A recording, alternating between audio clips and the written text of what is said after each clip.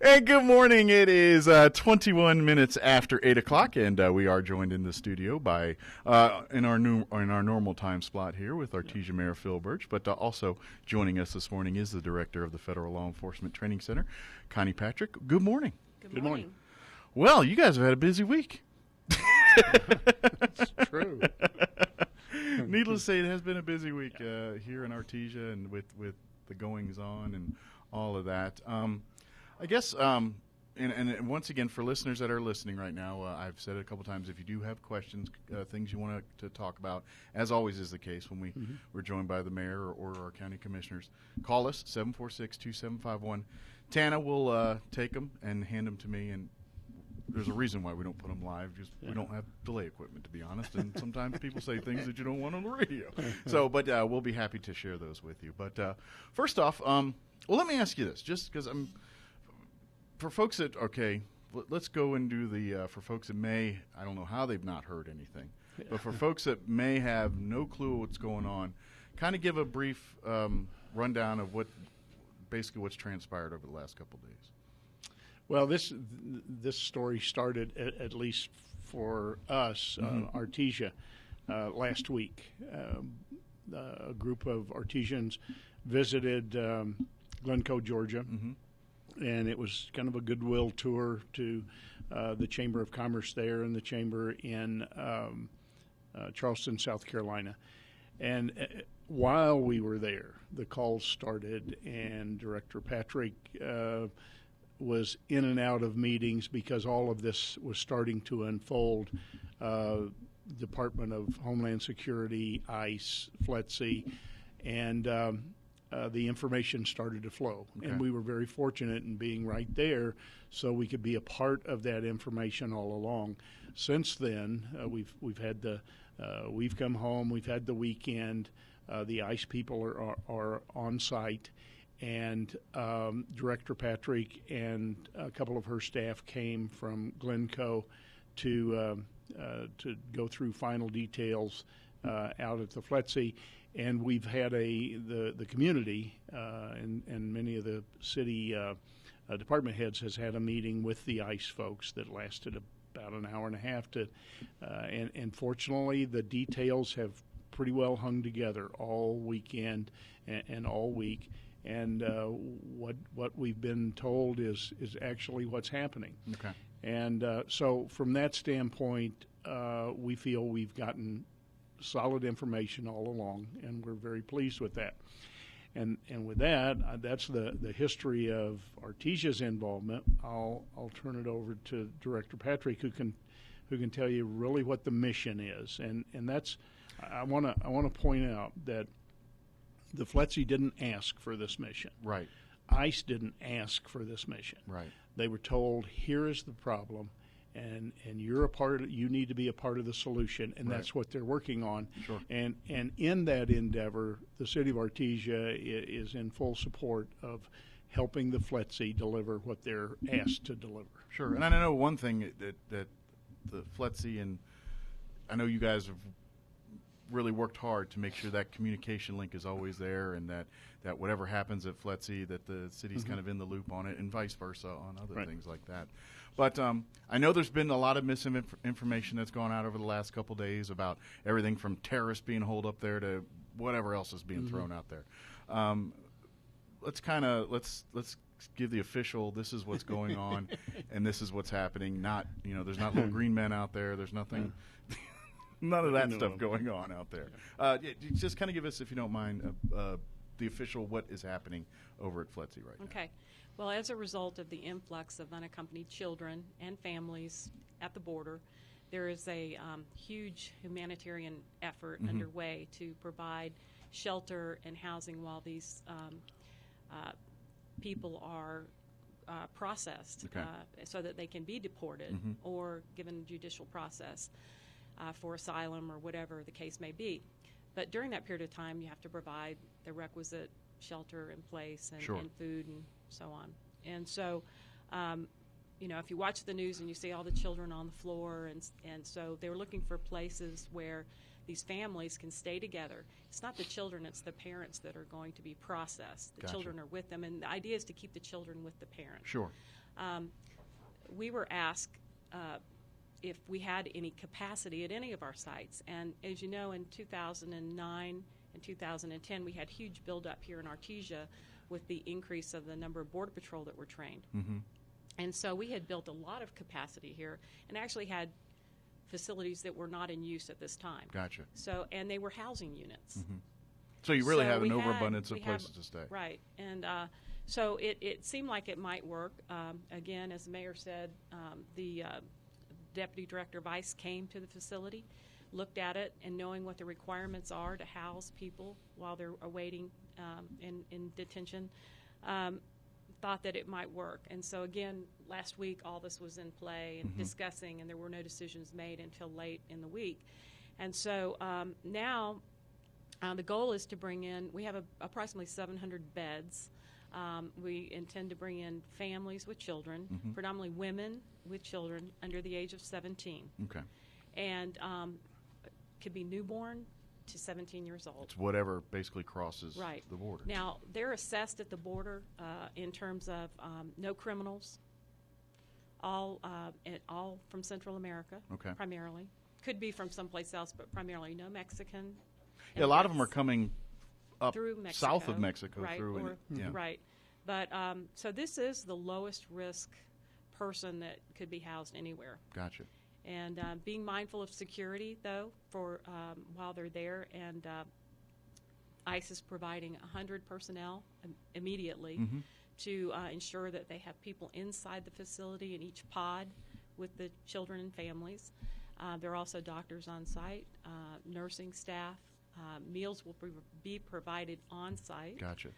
So their whole welfare and care will be done inside the fence line. At no time do they go outside They don't the go facilities, outside the fence line. except for coming in and going right. out. You know, so everything is self-contained. Now they will have, eventually the staff will go back and do their duties, but in the meantime there will be hired security staff. So Okay. there might be an opportunity for security providers to bid for that contract or to be able to staff that duty while they're in detention. Okay.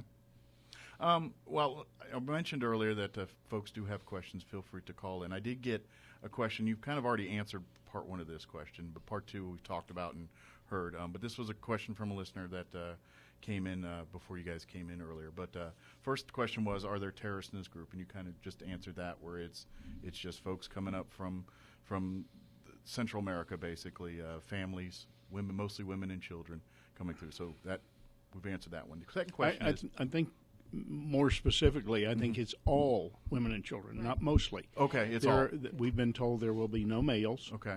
other than male children. Okay. And it is mothers with children. There's no unaccompanied children at all. This is truly families. Gotcha. The mother and children. Mother and son, daughters, whatever. Okay. Second part, I'm sure you're going to get to here in a little bit, but I'll go ahead and ask it now. Are they going to be able to observe or be near any of the training programs that are out there with Border Patrol and everything else that goes on? And that was a big consideration of our partners in training, because aside from the Border Patrol, we also train the Bureau of Indian Affairs, Sure. TSA, and other state and local law enforcement agencies. And so as it is with any of our training facilities, there are law enforcement techniques and things that law enforcement that we teach the students that we do not share. It's not public information techniques and tactics Sure. that police use. And so we would not share that. And, of course, they will not be able to view the information or while we're training. And we'll have fence with some privacy fencing so that that will not be possible. At this point, do you guys know what the average length of stay is for each people or each of the people that are going to be there? I mean, is it like a week? Is it a month? Is The it? deputy director told us, Tim Robbins from ICE, that he estimates about 30 days, and Okay. they intend to bring in having judicial processes right on site, Okay. and that could be even winnowed down to 2 weeks, or they're hoping to. This is the new process for them. They're actually going to have a full service complement on site, so they'll be able to bring the people in, and if they have a judicial process, they will be able to perform that right at the site and expedite this process. Okay. And Let me ask about this because and this is from a different angle because I don't know if people were listening to the news. Our news director got a chance to talk to Pastor Phelps, talking about, and basically he was discussing that we're having folks come into town, as Christians, you want to minister to them, help them, things like that. As far as access, I imagine there's probably not going to be, as far as general public access to this. Is that like if there's folks that want to minister and things like that, is that opportunity going to be there, or is it pretty much no? It's separate from anything that goes on in town. I don't know the answer to that. I'd have to consult with the ICE personnel. Okay. They have the policies and the requirements that with any of their facilities. Okay. And so we will abide by whatever policies they establish. Gotcha. And I imagine I just got a question that was right up our alley here. What can the community and churches do to help? Is there anything they can do to help the situation there, help you guys take care of whatever needs that are needed? We have a group forming. Okay. Haley Klein with the Chamber of Commerce was with our group last week, or probably I was with her group last week, and so she has been involved in this process from the beginning, and she's going to kind of head the humanitarian effort, the outreach effort. And she and I know a couple of the ICE staff yesterday had a quick meeting to start that process of communication with the churches in the area, and there are going to be things, for instance, clothing. Mm-hmm.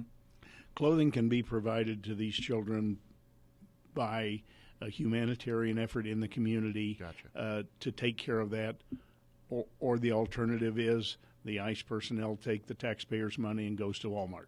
Gotcha. So they're going to be clothed one way or the other, and I think what we have seen with those kinds of phone calls are people are more than willing to help the children, and that to me is the focus. Sure. Those people who are here, and as I said, no one asked for them to be here, but we need to do what's right. Well, sure. I mean, I would hope human instinct would be to help others, regardless of what you believe politically or what you think, should they be here, shouldn't they be here, whatever.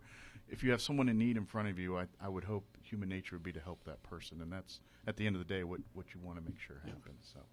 I did just get another question, kind of switching a little bit of gears here, but we were talking about security, things like that the be women and children that are coming in.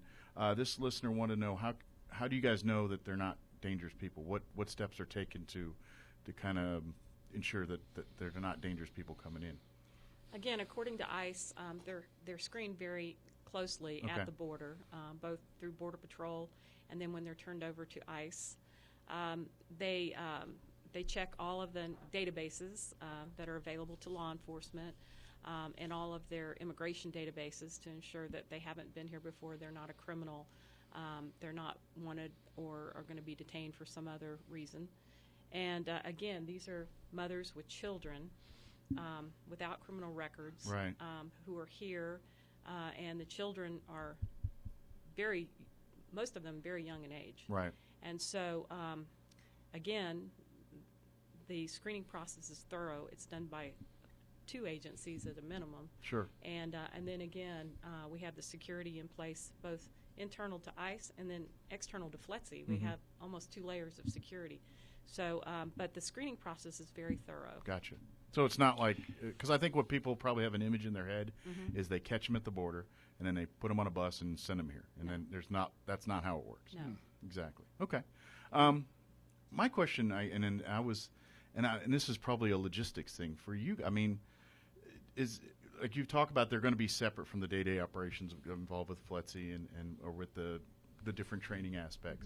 But logistically for you guys, does that put a strain on what you can do out there as far as it doesn't not interferes, I guess you'd say. Is there we obviously want to have the best training for the folks that are protecting our nation. Does that in any way slow you guys down from your ability to do that? I have a sense of comfort only from experience, and that is that The Artesia Training Center has risen to the occasion several times in our history.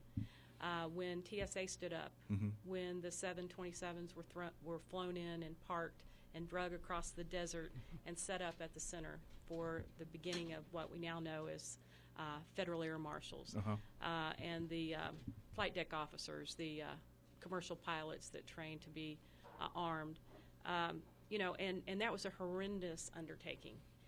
Then doubling the size of the Border Patrol, huge undertaking, and they rose to the occasion for both of those. This is just one more time we're called upon to do something to help the department and the whole of government approach to this situation, this humanitarian situation. And I have the confidence in the leadership, Terry Todd, people like Woody Wright, longtime members, standing members of the community, who, they're a get-it-done group. And so this time, we expand contracts for food services and things that are already in place. Again, the things that we do to provide to support training are things that we can also leverage to help provide ICE for their mission. And then again, the security contracts and so on. So very capable. And as I said, in 2009 and 10, our average student population was about 1,800. Okay. And right now, today is around 400 to 1,800. That's a big difference. So you can see, right? we were running a facility with that many people on board, and now, with the workload being less, we certainly can, divert some attention to helping ICE achieve their mission. Gotcha. We did get a caller who had a question about, and this is about the lodging situation. They said, where are the 700 beds in the dorms that were built, or is it a separate area from where exactly is that? Separate. Okay. The only people that will be staying in the dormitories are the ICE employees. Okay. And then again, the students. So all the law enforcement personnel staying in the dormitories. These are facilities that were built when we needed excess capacity. Okay. And they're portable module homes. Probably somewhat similar for folks that may have seen like the portable classrooms that they use at schools and things. Instead somewhere of along that family line. units. Okay. I had the opportunity to tour with Terry Todd on Sunday, and I'll describe one of the rooms. Okay. It's a room that I don't know if it's 12 by 12. It's not much more than that. It could be 14 by 14, but there are 4 bunk beds. There's a desk. There's a couple of units that look like file cabinets to put clothing in or whatever is needed to get out of sight. And that's going to be home for these people during their stay. There's other than a desk chair, there's no place to sit. Gotcha. I mean, it is not a cushy type of it's not place. A nice little bachelor pad or anything. No, it's not. And now in the newspaper today, in the Roswell newspaper, Candy Azell was appalled that there were new mattresses. Well, yeah, there's new mattresses. So, but these people will probably sleep in the best bed that they've ever seen. Right. But that's opposed to, we'll just throw a comforter on the bed and say that's your new home. Sure. In between these sets of rooms is a facility for toilets and sinks and showers that's sure not cushy again. Right. It's pretty stark, and you've got shower heads coming out of the wall, and people take showers. Sure. So it's bare bones, but it meets their basic human rights. But yeah, and the children are going to have toys provided, something to keep them occupied. Sure. I mean, we could probably say, okay, here's a spoon in the dirt, knock yourself out and have a wonderful time. But right. But it's the opportunity to say, let's at least try to make them comfortable during their period of time, and that's the effort. But it's not Hilton hotel stuff. Gotcha. At all. and they're going to eat on the premises also. So there's not a bunch of freedom. But I wanted to point out, you ask about the space. Where these people will be held is an area that is less than 2% of the area of the FLETC. Gotcha. So it's not crowding anybody out of their normal activities in training. Gotcha. Well, fortunately, there is one thing we got plenty of around here is land, so there's enough room to water, maybe not, but land we got. Yeah. But they can put them in a spot that's completely separate from where the training is and where it's isolated from the day-to-day activities. Yep. Gotcha. One more quick question, and then if it's okay, we'll pause for a news update. But getting back to the clothing and donations thing, is there anything in the works right now as far as a drop point being set up? If there's someone that wants to donate clothes, things like that, or is there anything in the works? Or it's in the works. Okay. I don't know what those are. Okay. But Haley and her group will get the word out real quickly. Very good. So for the person that had that question, stay listening, and we'll definitely pass. Right, because right now we have there is no one out there to know what sizes or anything. Sure. So that's got to all be coordinated, and we'll get the word out as soon as we can. I know I said one more question, but it spawned another one. I know I've been seeing the news and said it could be like as early as, I think it was like today, that you could start getting people in. Have you got word? Do you know when your first group's coming in? It will be Thursday or Friday. Thursday, okay. And again, coordination within ICE. Okay. And we're making preparation. We'll be ready either late today or Thursday or Friday. Very good. Okay. Well, let's do this. We'll pause a news update with Mike Jackson, and then we'll wrap up the hour. And if anybody else has any more questions, feel free to call us, 746-2751-10. We'll take down your information, and we'll be happy to address those. But really appreciate you taking time, and we'll do a news update, and we'll be back.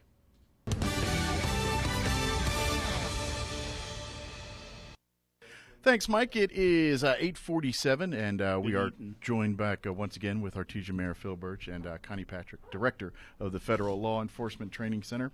I did get a couple more questions. I'll get to those in just a second, but I was mentioning to you, Mayor, that what I wanted to, I guess, when you found out what's going to be going on over at FLETC, what were your initial concerns as the city? What were the things that you posed to Connie and the rest of the group, saying what concerns as a city did you have?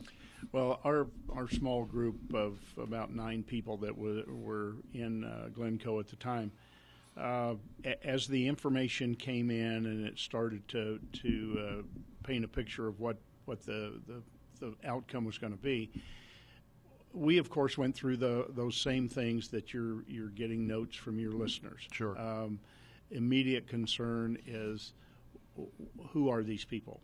Are they the hardened criminal? Are they gang members? Mm-hmm. Are they all of that? And over time, our questions were answered that it's women with children. It's not any unattended child. We were told there may be a male, but it's going to be the father in the family. It's not going to be. It's going to be what they said it was. A single male, yeah, basically. Yeah. It's going to be what they said it was, and then security. You know, if they rode all the way across Mexico on the top of a train, sure, are they going to give 2 hoots about climbing a fence at FLETC? Right. And we've been assured by the ICE people on a number of occasions that these are people who want to be in here, and they want to be here to get their case before a judge. Gotcha. And adjudicated, and they want to try to prove their point that they are eligible to stay here. So basically, one of their goals is to be right where they're at, right, in custody, for lack of a better term, I'm awaiting sure they due process. Didn't leave Honduras saying, I'm going to go to Artesia, New Mexico, but right. they're in that process now. And the next thing that our group discussed was health issues. What are we bringing into our community? Sure. And we've been assured that there's a screening before they get here. Okay. Within 48 hours, there's a complete screening after they get here.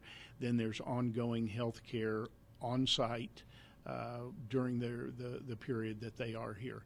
The next thing was, of those people who are allowed to stay in the country for whatever reason, whether it's asylum or because they have family, whatever, where are they going to be allowed to stay? Are they going to be given a bus fare and say, go to the nearest bus stop and have a good life? Right.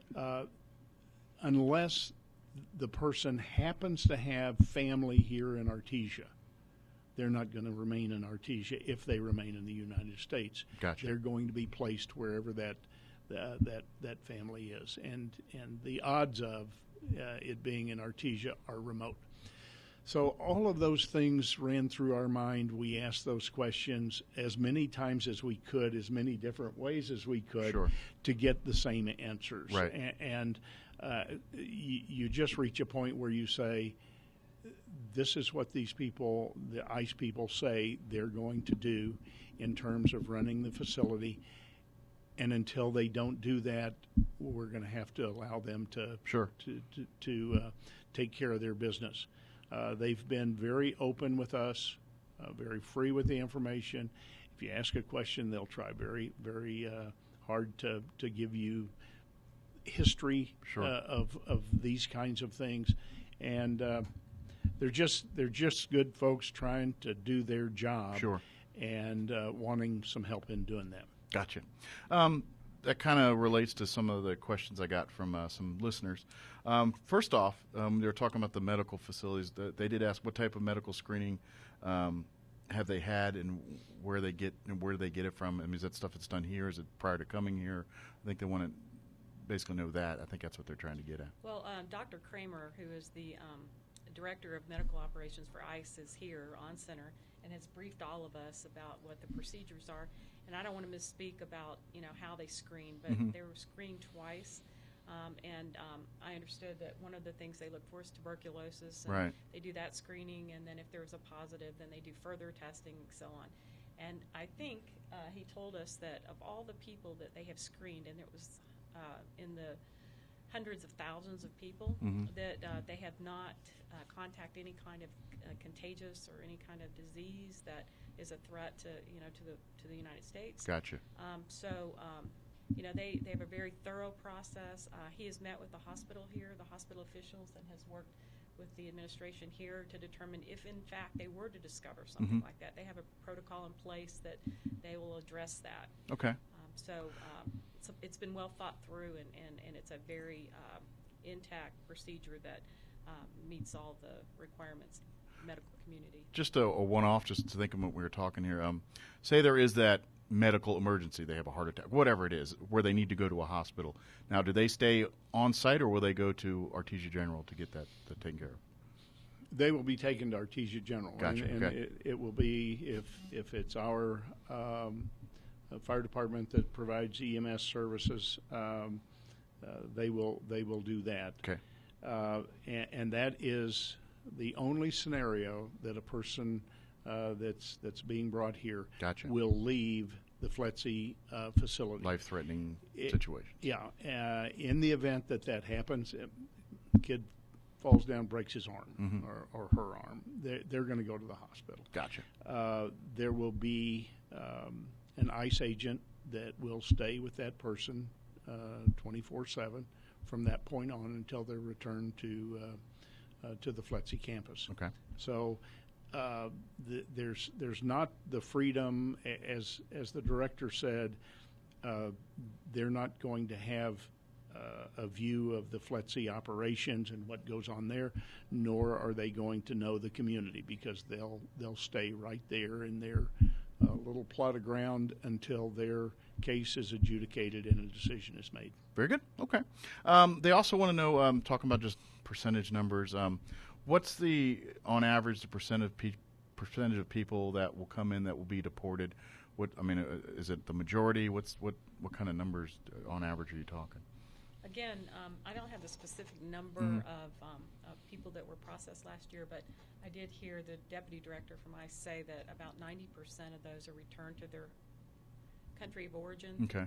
And then the others go through some type of judicial process, and and other arrangements are made through the legal process. Gotcha.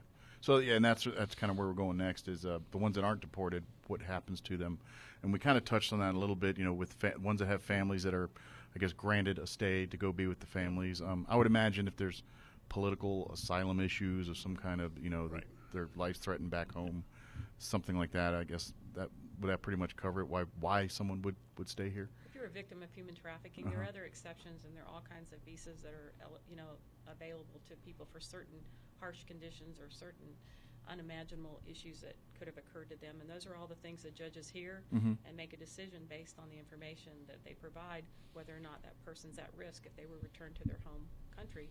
And so again, each case is different. Each case has to go before a judge and decide it. Very good. And then they had one more question about, is this something, like how long is this expected to be? Is this something that this is how it is from now on, or is this a 1 year thing? Or, I mean, is there a timetable on this program? Well, we, of course, because of the issue, primarily in the Rio Grande area, of this influx of unaccompanied children and families with children, this is a temporary measure to help alleviate the burden right now at the border and to provide humanitarian living conditions for the people that need to be adjudicated. Gotcha. So, again, temporary being the operative word. We know that sometimes things are outside our control. Sure. And, a temporary could turn into a little longer than what was intended. And so we will be operating the center as long as it's needed. And hopefully we can get the situation under control and it won't be, any longer than necessary. Gotcha. Yeah, I think that's what people need to understand, too, is on your level, in your aspect, you don't determine these things. They say, this is what's going to happen here, make it happen, and you make it happen.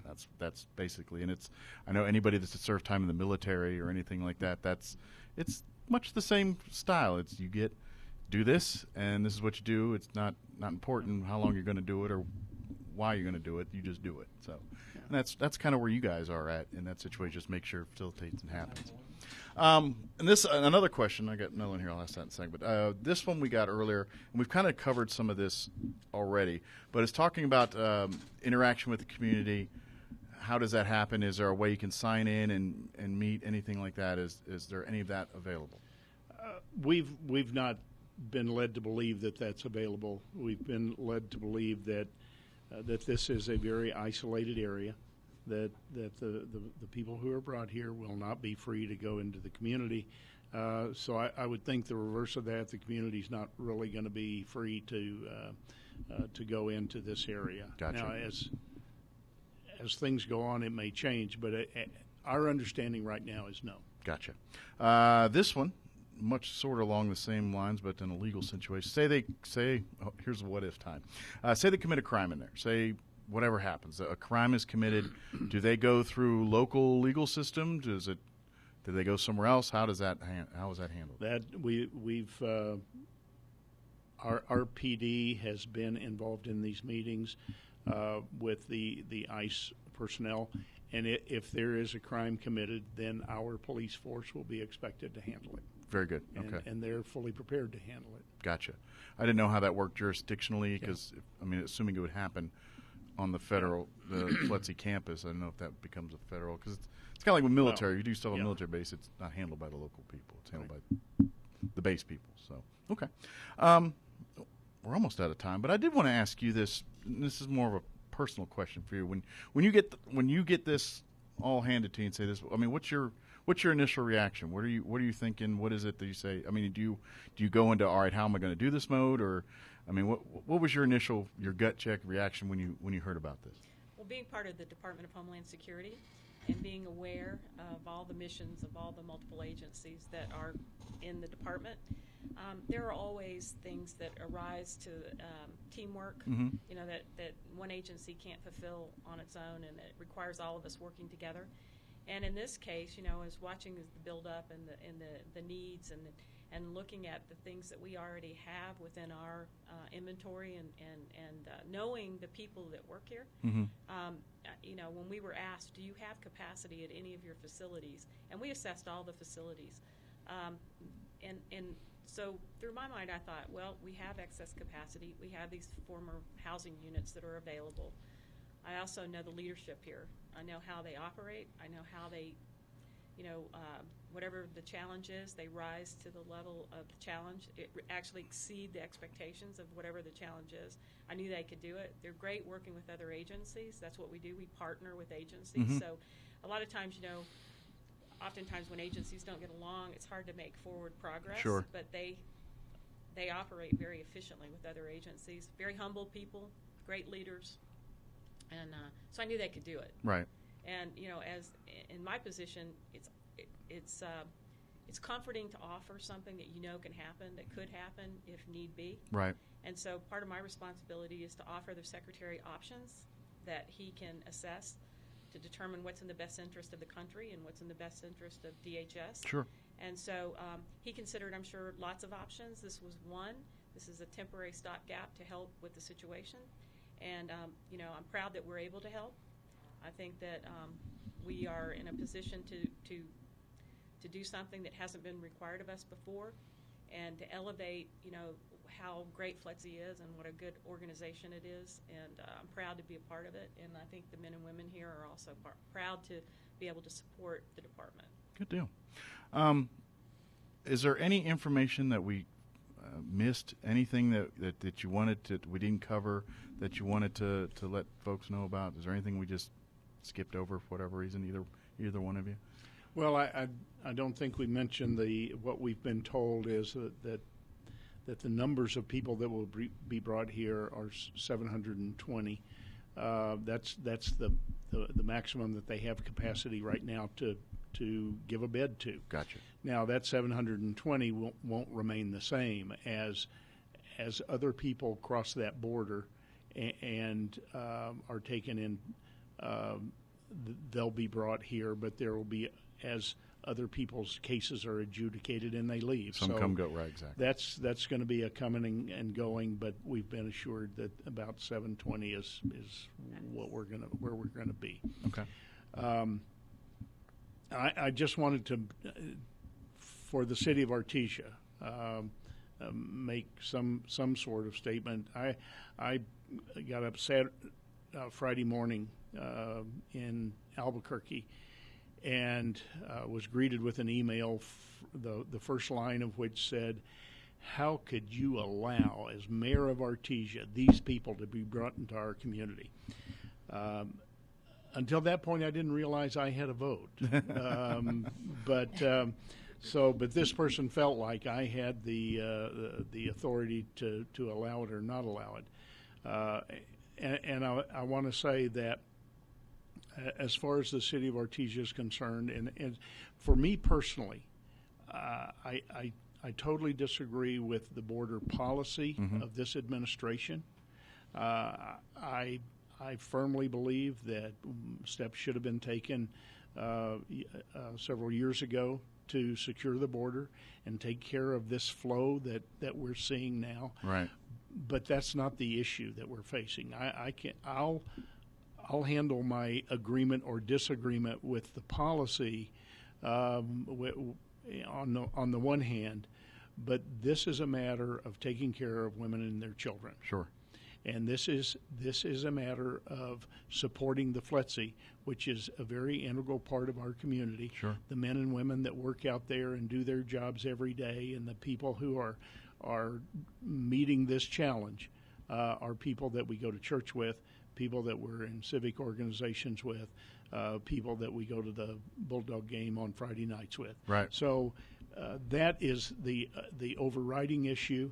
And the city of Artesia and our personnel will help FLETC in any way we can, regardless of how we feel about the policy and the administration.